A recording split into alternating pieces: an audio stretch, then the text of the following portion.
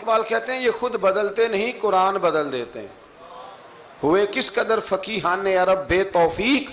تو میرے بھائی نبی کریم علیہ السلام نے ہمیں بڑا سونا، بڑا صاف ستھرا، بڑا آسان اور عمل کرنے والا دین عطا فرمایا ہے، عمل کرنے والا، اور قریب قریب قرینے قیاس حضور نے سارا کچھ دیا جو عین انسان کی فطرت کے مزاج کے قریب ہے۔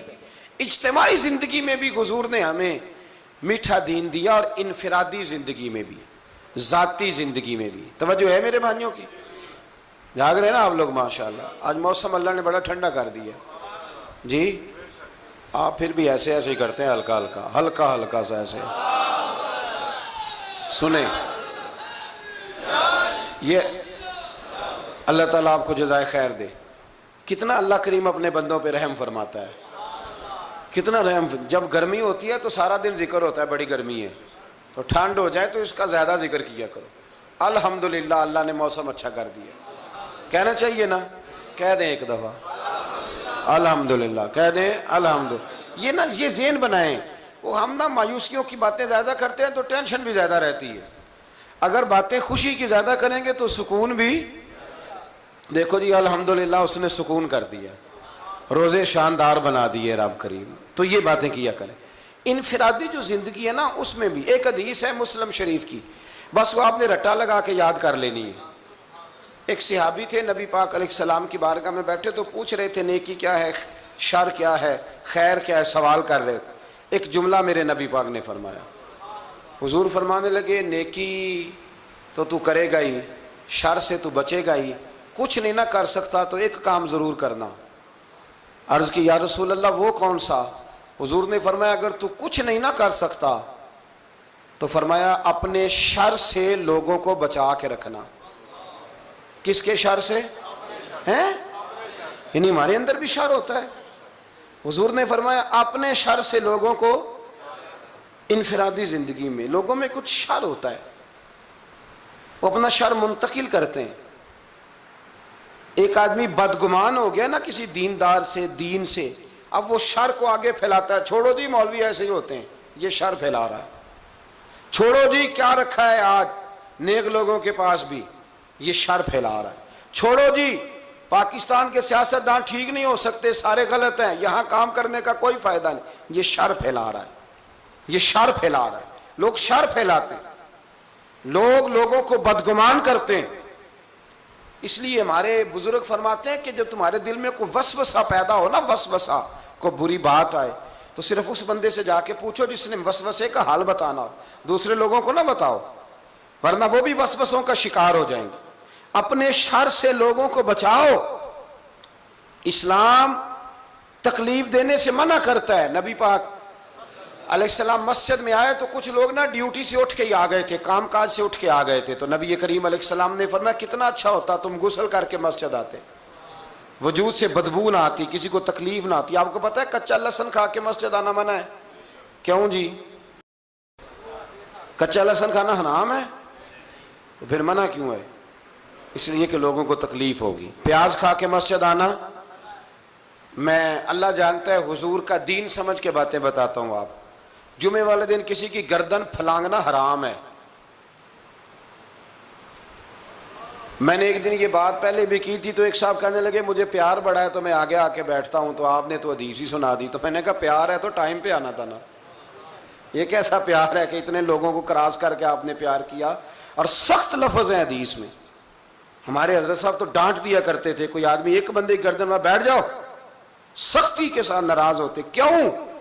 اس لیے کہ نبی پاک علیہ السلام نے فرمایا جس نے جمعہ وار دن لوگوں کی گردنیں پھلانگی اس نے جہنم کی جانب پل بنا لیا ہے، پل بنایا اس نے دوزخ کی جانب۔ یا رسول اللہ مسجد آ کے بھی، وضو کر کے بھی، جمعے کے ارادے سے بھی؟ فرمایا آیا جمعہ پڑھنے ہے، آیا مسجد ہے، پر لوگوں کو تکلیف کیوں دیتا ہے، اذیت میں کیوں مبتلا کرتا ہے، کیوں ایسا کرتا ہے یہ؟ اور میں اکثر کہتا ہوں، میں یہ کہتا ہوں کہ آپ انفرادی زندگی میں یہ سمجھ لیں، انفرادی زندگی میں کہ آپ کی جو آدمی بہت زیادہ بیمار ہو نا، جسم سے بدبو آئے، اس کے لیے علماء نے فتویٰ لکھا ہے کہ وہ نماز گھر میں پڑھے، اس لیے کہ اس کی بیماری سے اگر لوگوں کو اذیت ہوتی ہے تو وہ مسجد نہ آئے. انفرادی زندگی میں حضور نے فرمایا اپنے شر سے لوگوں کو بچاؤ. یار کتنا وہ شخص ظالم ہے کہ جو کسی سے ملنے آتا ہے تو بندہ دعائیں مانگتا ہے کہ اب یہ واپس چلا ہی جائے تو مہربانی اس کی. کتنا وہ ظالم ہے کہ گھر جاتا ہے تو بچے خوف سے سہم جاتے ہیں کہ ابا جی واپس چلے جائیں. بیوی ڈرتی ہے اور اللہ تعالیٰ معاف کرے دعائیں مانگتے ہیں لوگ. بیویاں دعائیں مانگتی ہیں کہ اب اس کے ساتھ وقت تو گزارنا ہے, زندگی تو بتانی ہے, دعا کریں ذرا آسانی سے گزر جائے. اور یہ میں بڑی ذمہ داری سے کہہ رہا ہوں, میں نے بعض مردوں کو بھی دعائیں مانگتے دیکھا ہے کہ دعا کریں اس عورت کے ساتھ میرا وقت صحیح گزر جائے, میرے 4-5 بچے ہیں, پر یہ زبان کی شریر ہے, یہ تکلیف دیتی. ہم لوگ اپنے صدقے دے کے, خیرات دے کے اور نمازیں پڑھ کے اور روزے رکھ کے جب معاشرے میں شر پھیلاتے ہیں نا, شر, تو پھر ہم دین کی خوبصورتی پر معاذ اللہ سوالیہ نشان چھوڑتے ہیں. میرے رسول کریم علیہ الصلوۃ والسلام سے کہ بارگاہ میں عرض کیا گیا یا رسول اللہ ایک بی بی بڑا ہی صدقہ کرتی ہے پر شریر ہے, اپنی زبان سے تکلیف دیتی ہے, میں اپنے لفظ میں کہوں گا بدتمیز ہے, سخت بولتی ہے. اور جی میں جی سچی بات کرتا ہوں کسی کو غصہ ہی لگے, وہ کون سی سچی بات ہوتی ہے جس کا غصہ لگتا ہے؟ آپ سچی نہیں کرتے, آپ بدتمیزی کرتے ہیں, آپ لوگوں کی عیب جوئی کرتے ہیں, آپ زبان درازی کرتے ہیں. سچ بات کہنے والے میں اور زبان درازی کرنے والے میں فرق ہوتا ہے. آپ سچی بات نہیں کہہ رہے, سچی بات تو میرے نبی پاک کی ساری باتیں سچی تھی. کبھی کسی کو تکلیف ہوئی تھی حضور کی سچی بات سے؟ سچی بات اور ہوتی ہے, کڑوی بات, ان میں فرق ہوتا ہے. سچی بات کرنے کا بھی طریقہ سیکھیں, صحیح بات کرنے کا بھی سٹائل سیکھیں, وہ کیسے کرنی ہے. سچی بات بھی ٹھیک طریقے سے کریں گے تو وہ صحیح ہوگی. کبھی آپ نے دیکھا ہے کہ ڈاکٹر کڑوی گولی دے اور کہے پانی نہیں پینا, دوائی کڑوی دے دی اور ساتھ کہتا ہے کہ پانی یہ ہوتا ہے, وہ کہتا ہے یہ دوائی ہے اور اس کے بعد تم نے پانی پینا ہے تاکہ تمہاری کڑواہٹ. یہ کس قسم کا سچ ہے؟ عرض کی یا رسول اللہ صلی اللہ علیہ وسلم وہ نا صدقہ دیتی ہے لیکن اپنی زبان سے لوگوں کو تکلیف دیتی ہے, تو رسول کریم نے فرمایا وہ جہنمی عورت ہے, وہ اس کے صدقے خیراتیں دوزخ کے سامنے آڑ نہیں بنے گی, وہ دوزخی ہے. یا رسول اللہ ایک بی بی ہے ہمارے محلے میں, پنیر کے خشک ٹکڑے صدقہ کرتی ہے, وہ بھی کبھی کبھی. صحابی پوچھتے ہیں حضور پنیر کے خشک ٹکڑے وہ بھی کبھی کبھی, لیکن حضور زبان کی بڑی میٹھی ہے, حضور لب و لہجے کی بڑی اچھی ہے, لوگوں کو تکلیف نہیں دیتی. تو میرے نبی کریم سید عالم صلی اللہ تعالی علیہ وآلہ وسلم نے فرمایا اسے جا کے بتا دو کہ اس کے نبی خوشخبری دیتے ہیں کہ رب تجھے بغیر حساب کتاب جنت عطا فرمائے گا. آپ دیکھیں کہ آپ کی وجہ سے اذیت تو نہیں پہنچ رہی, تکلیف تو نہیں آ رہی لوگوں کو, ہم بوجھ تو نہیں بن رہے. قرآن مجید نے حکم دیا کہ اے میرے محبوب کے غلاموں جب کھانا کھا لو نا تو پھر میرے نبی کے گھر زیادہ دیر نہ بیٹھا کرو. حضور نے دعوت پکائی تھی تو کچھ لوگ روٹی کھا کے گپے مارنے بیٹھ گئے, میں کھانا کھا لیا تو اب جاؤ. کچھ لوگ بوجھ بنتے ہیں طبیعت پہ, باتیں ہیں تو کیے جاتے ہیں, سوال ہیں تو کیے جاتے ہیں, تو محسوس ہی نہیں کرتے کہ ہمیں تھوڑا احساس کرنا چاہیے. آپ کی ذات سے کبھی کسی کو کوئی تکلیف, آپ بے ضرر زندگی گزاریں, بے کیف زندگی گزاریں. آپ بھلا نہیں کر سکتے تو نقصان تو نہ کریں. اسلام کہتا ہے کہ تو دیکھ تیرا اٹھنا بیٹھنا چلنا پھرنا حتیٰ کہ تقریر کرنا بھی کسی کو تکلیف نہ دے. سنو تاریخ بغداد, حضرت عائشہ صدیقہ رضی اللہ تعالی عنہ, حضرت عائشہ صدیقہ نے حضرت عمر کو پیغام بھیجا, فرمایا ایک بندہ ہے وہ روز میرے دروازے کے سامنے کھڑے ہو کے تبلیغ کرتا ہے اور زور زور سے واز کہتا ہے,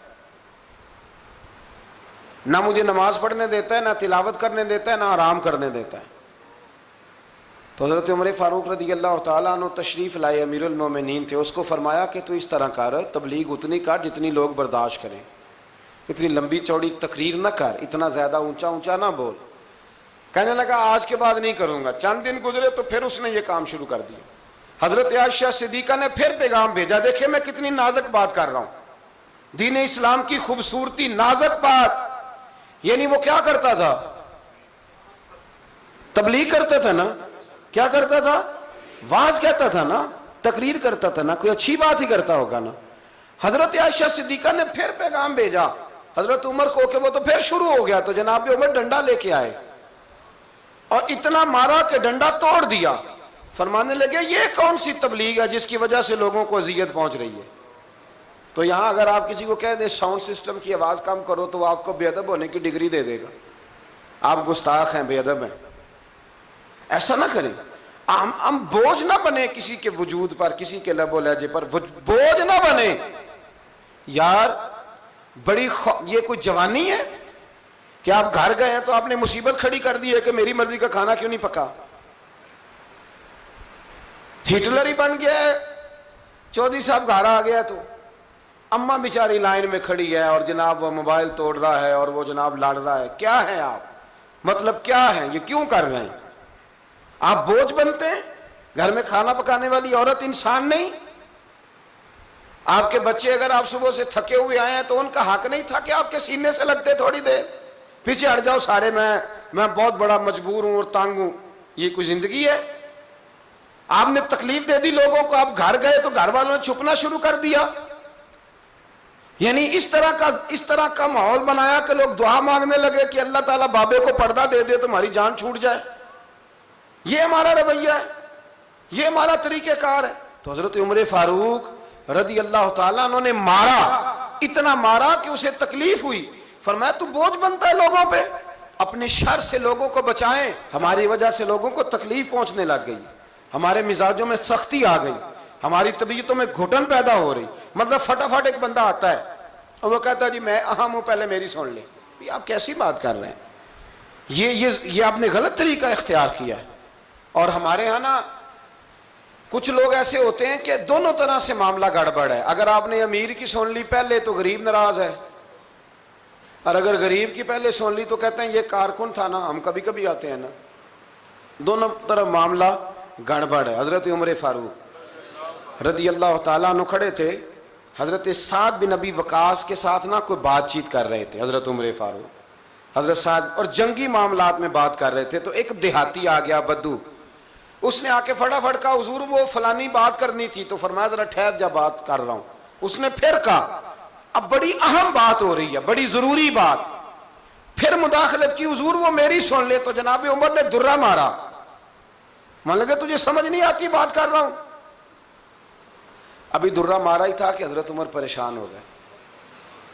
حضرت سعد بن ابی وقاص کہتے ہیں میں نے ان کے کانوں کے نیچے پسینہ دیکھا اور ان کے ہونٹوں کو کانپتے دیکھا. پھر آپ نے وہ درہ اٹھایا اور اس بدو کی طرف پھینکا. فرمانے لگے یہ نہ سمجھنا کہ میں امیر المومنین ہوں، یہ درہ پکڑ اور میری پشت پہ مار. وہ کہنے لگا حضور نہیں وہ تو میری غلطی ہے. تو آپ فرمانے لگے تو نے غلطی کی تھی، جواب میں مجھے تو نہیں نہ کرنی چاہیے، چل مار. کہنے لگا حضور نہیں. فرمایا پھر کہہ میں نے خطاب کے بیٹے عمر کو معاف کیا. یہ بات کیا کہ حضرت عمر نے 2 رکعتیں پڑھی، پھر رونے لگے، پھر دیر تک روئے. حضرت سعد بن ابی وقاص کہنے لگے حضور کیا ہوا، کیوں رو رہے ہیں؟ فرمانے لگے یہ نا خطاب کا بیٹا عمر یہ بھول جاتا ہے کہ یہ اونٹ بھی چرایا کرتا تھا، یہ بھول جاتا ہے کہ یہ ریگستان اور صحرا میں رہا کرتا تھا، یہ بھول جاتا ہے کہ یہ چھوٹے اور کچے مکان میں، یہ بھول جاتا ہے. فرمایا سعد خطاب کا بیٹا بھی اپنے لیے دعا کر رہا ہے اور تو بھی خطاب کے بیٹے کے لیے دعا کر.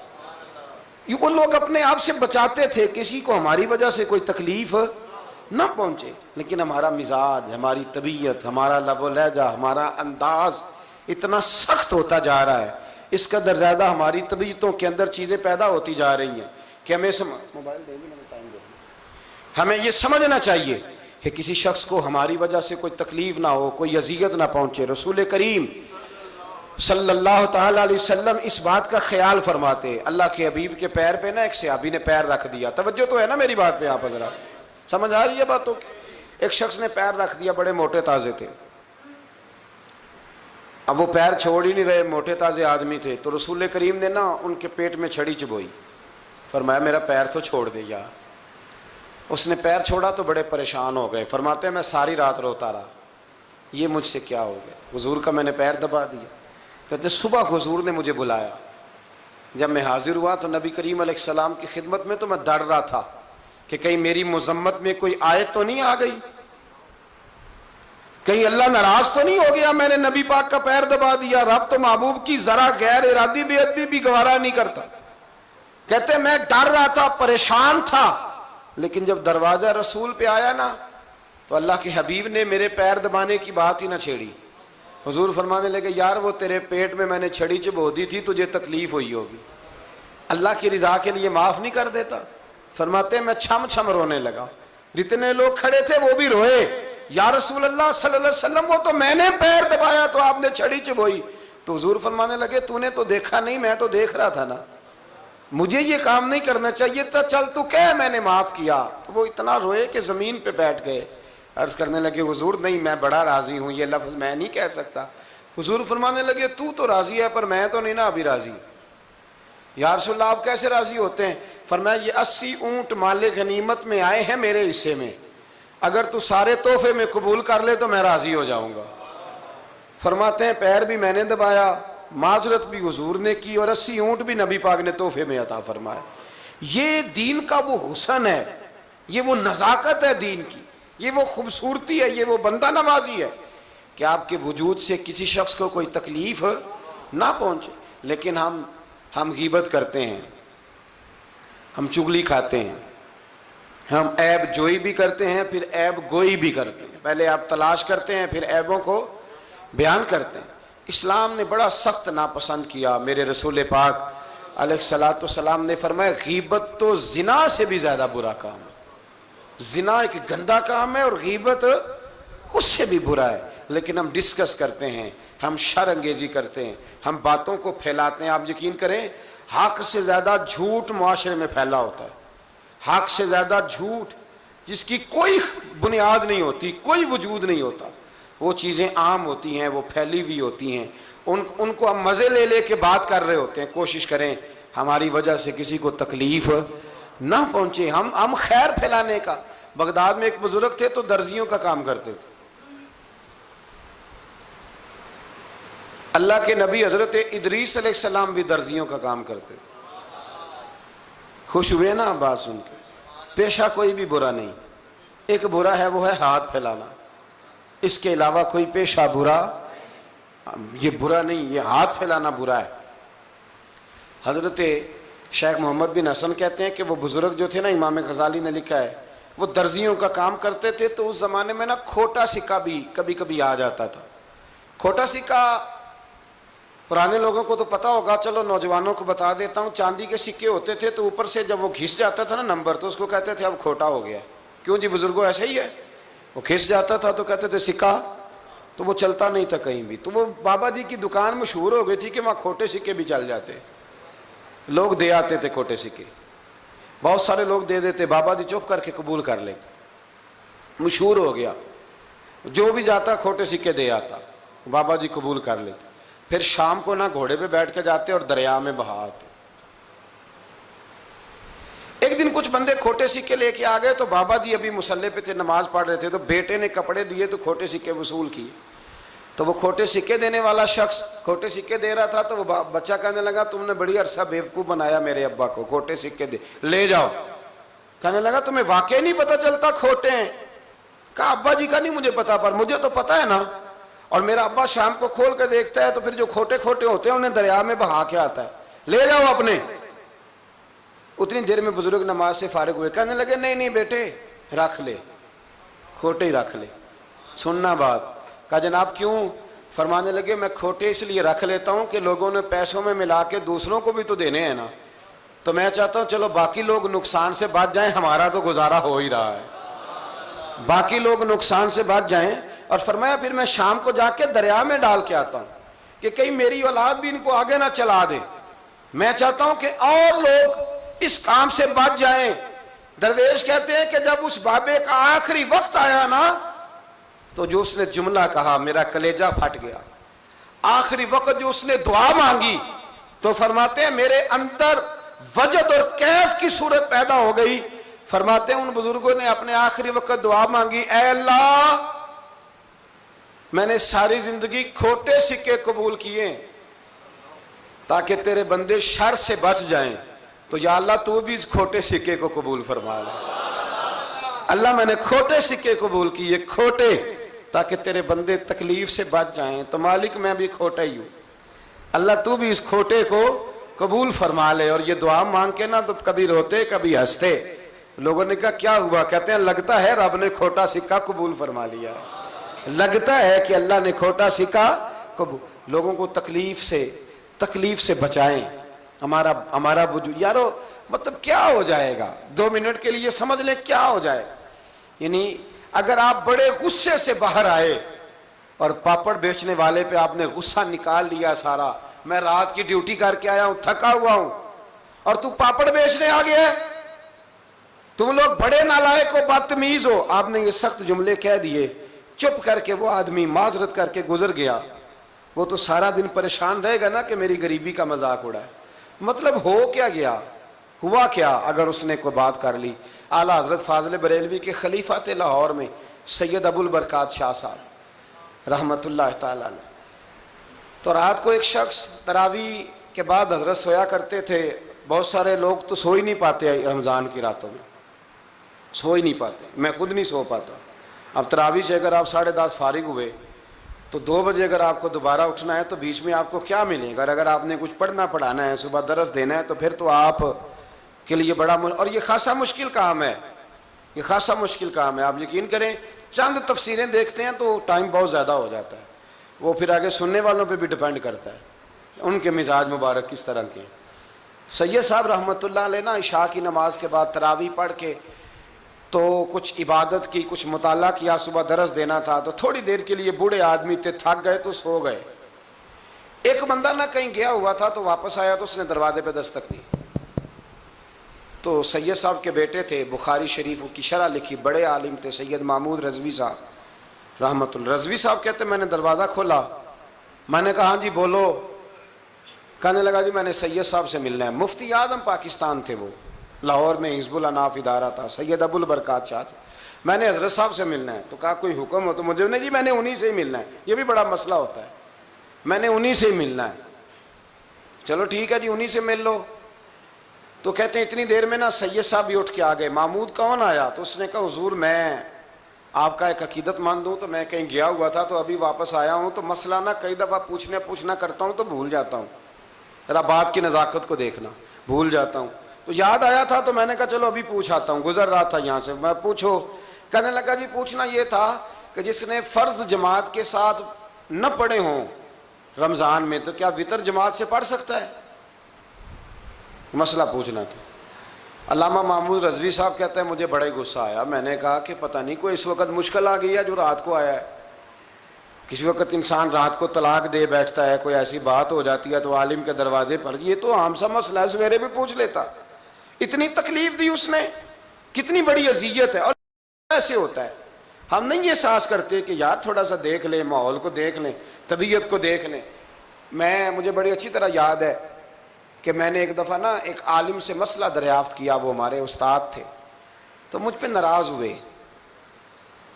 میں بڑا پریشان ہوا کہ پوچھی تو میں نے دین کی بات تھی, تو استاد جی ناراض ہو گئے. تو استاد واپس آیا تو تجھے کہنے لگے تمہیں پتہ ہے میں شوگر کا مریض ہوں. میں بڑی تکلیف میں تھا اور میں نے نماز کے لیے میں جلدی کیوں اٹھ کے چلا گیا تھا, میں نے ایک روٹی کھانی تھی, مجھے کچھ ہو رہا تھا. تو اب میں اگر تجھے انکار کرتا دین کی بات, تھوڑا دیکھ لیا کرو, مزاج کو سمجھ لیا کرو, تم سمجھتے نہیں, احساس ہی نہیں پیدا کرتے. وہ بڑی اس وقت چیز سمجھ میں آئی کہ کچھ چیزیں ایسی ہوتی ہیں ہر وقت انسان ایک موڈ میں نہیں ہوتا. آپ سمجھیں, بہرحال جو بات کرنا اس کو سمجھیے گا. تو وہ کہتے ہیں کہ سید صاحب نے اس کو کہا, میں بات ختم کرنے لگا ہوں, کہا کہ وہ اگر نہیں نہ پڑھے فرض جماعت کے ساتھ تو بہتر یہ ہے کہ وطر بھی جماعت سے نہ پڑھو. وہ بندہ مطمئن ہو کے چلا گیا. سید صاحب اپنے کمرے میں چلے گئے تو علامہ صاحب کہتے ہیں مجھے بڑا غصہ آیا. میں نے اس کو بلایا, میں نے کہا کہ کیا تیری جان کے مصیبت میں آئی ہوئی تھی؟ اسی وقت ہی مسئلہ پوچھنا تھا, اسی وقت ہی پوچھنا تھا, دن نہیں چڑھنا تھا, یا تجھے حضرت اسرائیل بتا گئے تھے کہ تیری آخری رات ہے؟ کہتے میں نے پورا غصہ نکالا اس پر. میں نے کہا تو بڑا ہی بیوقوف آدمی ہے, بوڑھے آدمی ہیں اور بڑی مشکل سے نیند آتی ہے, آ ہی گئی تھی تو آ گیا ہے. کہتے میں غصہ کر رہا تھا تو سید صاحب آ گئے, تو آ کے مجھے ڈانٹا, چپ کر, اس طرح کسی کے ساتھ بات کرتے ہیں. پھر اس کو کہنے لگے بھائی معاف کرنا, یہ ابھی بچہ ہے, اسے پتہ نہیں. کہتے ہیں پھر مجھے کمرے میں لے گئے اور بہت بڑا ہی جملہ کہا. اگر آپ اپنا کلیجہ ٹھنڈا کرنا چاہیں نا تو اس طرح بھی کر سکتے ہیں. بہت بڑا جملہ کہا.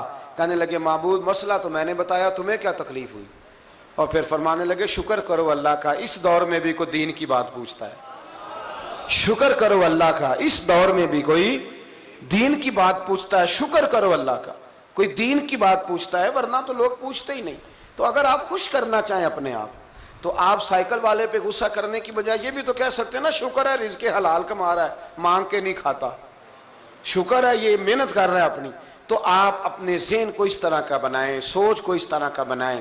آج اس جمعے میں ہم نے ارادہ کرنا ہے کہ ہم نے آسانیاں دینے کی کوشش کرنی, ہم نے لوگوں کو تکلیف نہیں دینی, ہم نے کسی کو آزمائش میں مبتلا نہیں کرنا, ہم نے کوئی ایسا کام نہیں کرنا جس کی وجہ سے لوگ سمجھیں کہ یہ آدمی بوجھ بن گیا ہے. کبھی بوجھ نہ بنے. یارو کتنا بدبخت ہے وہ آدمی جس کے مرنے کی لوگ دعا مانگے, اس کے مرنے کی. حضرت عبداللہ ابن مبارک کے پڑوس میں ایک یہودی رہتا تھا, یہودی تھا, یہودی. حضرت عبداللہ ابن مبارک مکان بیچنے لگے, حضرت عبداللہ ابن مبارک کا پڑوسی مکان بیچنے لگا, وہ یہودی. تو گاہک آئے تو کہا کتنے کا؟ کہا 2000 دینار کا. 2000 دینار. تو انہوں نے کہا کہ اس گلی میں اس محلے میں تو 1000 دینار کا مکان ہے, تو تیرا 2 کا کیوں ہے؟ کہنے لگے 1000 میرے مکان کا اور 1000 عبداللہ ابن مبارک کے پڑوسی ہونے کا, اس لیے کہ اتنا شاندار پڑوسی تمہیں کبھی نہیں ملے گا جس کی ہم نے کبھی آواز ہی نہیں سنی. 1000 روپیہ لوں گا ان کے پڑوس میں جگہ دینے کا, 1000. تو وہ شخص کہنے لگا یہ تو نے عجیب بات کر دی, حالانکہ تو یہودی ہے, یہ تو نے عجیب بات کر دی. تو کہنے لگا 3 دن میری گلی میں آ کے رہ, تو دعائیں مانگے گا کہ یا اللہ میں یہیں رہنا چاہتا ہوں. وہ دعائیں مانگے گا کہ اتنا اچھا انسان, اتنا خیال رکھنے والا, اتنا خیال رکھنے والا, چھوٹی چھوٹی باتوں کا خیال کرنے والا. امام زین العابدین کا وصال ہوا نا, تو آپ کے صاحبزادے کہتے ہیں مجھے نہیں پتا تھا کہ میرے ابا کا دنیا سے اتنا پیار ہے. کوئی آ کے گلے لگ کے روتا تھا کہ میری بچی کی شادی انہوں نے کرائی, کوئی آ کے کہتا تھا میرا قرضہ انہوں نے دیا, کوئی کہا کرتے تھے میرے نکاح پہ سارا بندوبست انہوں نے کیا. اکھاں جدوں میٹیاں زمانہ مینوں روے گا, اپنا تے اپنا بیگانہ مینوں روے گا. تے جدوں نہ میں دسیا میں خاراں نوں میں خانے وچ ایتھے جام ٹوٹ جان گے تے میں خانہ مینوں روے گا. کئی لک لک رون گے تے کئی بک بک رون گے, گلیاں دا آیانا تے سیانا مینوں روے گا. تو اپنی زندگی خیر والی بنائیں, کسی کا نفع کریں, کسی کا بھلا کریں, کسی سے پیار کریں. اور یارو چھوڑو مزدور بن جاتے ہیں. شیخ سعدی کہا کرتے تھے جب سے مخدوم بناؤں نا, لوگوں سے خدمت کرانے لگاؤں, مزہ ہی نہیں آیا. مزہ تو تب آیا ہے کبھی نانی کی خدمت, کبھی دادی کی خدمت, کبھی ابا کی خدمت, کبھی اس کی خدمت. کہتے ہیں وقت گزرا تو پھر استادوں کی خدمت, پھر اللہ نے موقع دیا تو پھر پیروں کی خدمت. اور کہتے ہیں میرا تو دل کرتا ہے میں مریدوں کی بھی خدمت ہی کروں, میرا تو دل کرتا ہے میں شاگردوں کی بھی خدمت ہی کروں. کہتے ہیں جو مزہ خدمت میں آیا ہے وہ خدمت کرانے میں یہ مزہ بھی لینے کی کوشش کریں. آج نا مخدوم بڑے ہی بن گئے ہیں, مخدوم بڑے ہی بن گئے, کس کس کی بندہ خدمت کرے. تو اس طرح کریں, کچھ خادم بھی تو پیدا ہونے چاہیے نا, کچھ خادم بھی پیدا ہونے چاہیے.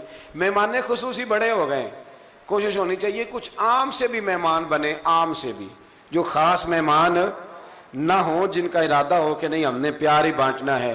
دعا ہے رب کریم کی بارگاہ میں اللہ خوبصورت دین پر خوبصورتی سے عمل کی توفیق عطا فرمائے.